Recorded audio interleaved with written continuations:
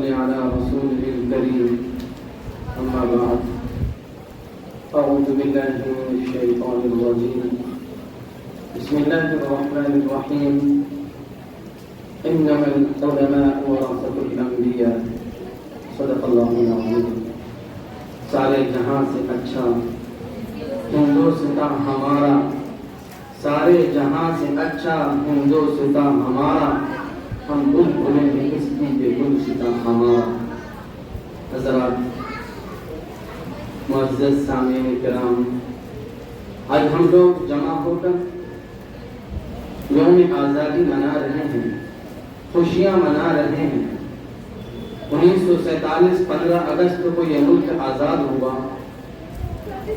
تقریباً 200 سال انگریزوں نے اس ملک پر قبضہ کیا اور ہندوستان کے ہر شہری کو طرح طرح سے پریشان کیا، ستایا، ان پر ظلم کیا.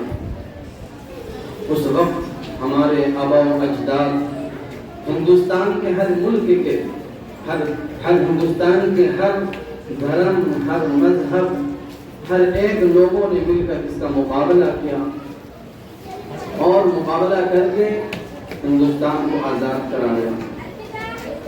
میں یہ بتانا چاہتا ہوں کہ آج ہر پروگرام میں یوم آزادی کی مناسبت سے کہیں بھی پروگرام ہوتے ہیں، مجلس قائم ہوتی ہے، تو اس میں ہمارے جو مجاہد تھے، ہمارے جو مجاہد ان میں سے کچھ لوگوں کا نام لیا جاتا ہے.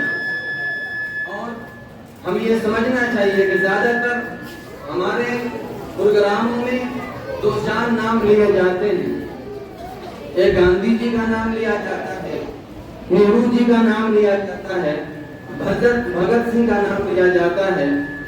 باقی ہمارے علماء کرام میں سے کچھ کا نام لیا جاتا ہے. ہمارے علماء کرام میں سے ہم صرف مولانا ابوالکلام آزاد کو جانتے ہیں اور گنتی کے 2-4 لوگوں کے ہمارے نام لیے جاتے ہیں. لیکن ہمیں یہ سمجھنا ہے، اور مؤرخ جو اس تاریخ کو لکھا ہے کہ حکومت اور اس ملک کے جو حکومت نے اس تاریخ کو لکھا ہے کہ یہ آزادی کی لڑائی 1857 سے شروع ہوتی ہے. لیکن ہمیں سمجھنا چاہیے کہ ملک کی آزادی کی جو لڑائی ہوئی 1857 سے شروع نہیں ہوئی ہے، بلکہ اس سے پہلے 1754 سے یہ لڑائی شروع ہوئی، جنگ شروع ہوئی. 1754 میں سراج الدولہ کے نانا انہوں نے یہ جنگ انگریزوں سے لڑی.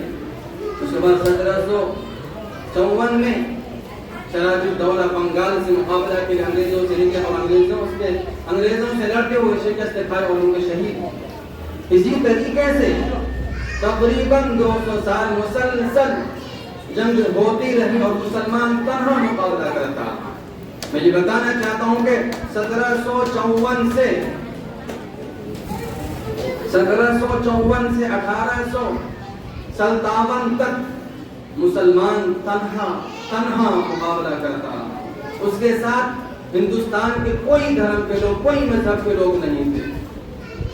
اس کے بعد 1757 میں شاہ بہادر شاہ ظفر کی قیادت میں ایک پھر سے جنگ شروع ہوتی ہے، جس میں ملک کے ہر ایک مذہب کے لوگ رہتے ہیں، ہندو بھی رہتے ہیں، سکھ بھی رہتے ہیں، عیسائی بھی رہتے ہیں. ہر لوگوں کو شامل کر کے پھر جنگ لڑی جاتی ہے. تو 1957 میں بھی لاکھوں علماء کرام کو شہید کر دیا گیا تھا. اس میں سے ہندوؤں کے 5000 ہندو شہید ہوئے تھے. تو اسی وجہ سے جو تاریخ لکھی جاتی ہے اور لکھے ہیں، حکومت جو بتاتی ہے کہ 1857 میں شروع ہوئی جنگ، اسی لیے ان کے ہندوؤں کے 5000 شہید ہوئے تھے. تو اسی لیے 1857 سے تاریخ مؤرخ لکھتا ہے کہ اصل جو جنگ شروع ہوئی، انگریزوں سے مقابلہ شروع ہوا 1857 سے شروع ہوا. ایسا نہیں بلکہ ان سے پہلے بھی کئی مقابلہ ہوئے. ٹیپو سلطان انہوں نے بڑی جنگ لڑی، 4 بڑے جنگ انگریزوں سے لڑے، آخرکار انہوں نے شہید پائے. اسی طریقے سے ہمارے آبا و اجداد نے بے شمار قربانیاں دی. ہمیں یہ معلوم ہونا چاہیے کہ حسین احمد مدنی کون تھے. ہمیں یہ معلوم ہونا چاہیے کہ ریشم کی رومال کی تحریک کس نے چلائی. ہمیں یہ معلوم ہونا چاہیے کہ 1803 میں جہاد کا فتویٰ کس نے دیا تھا.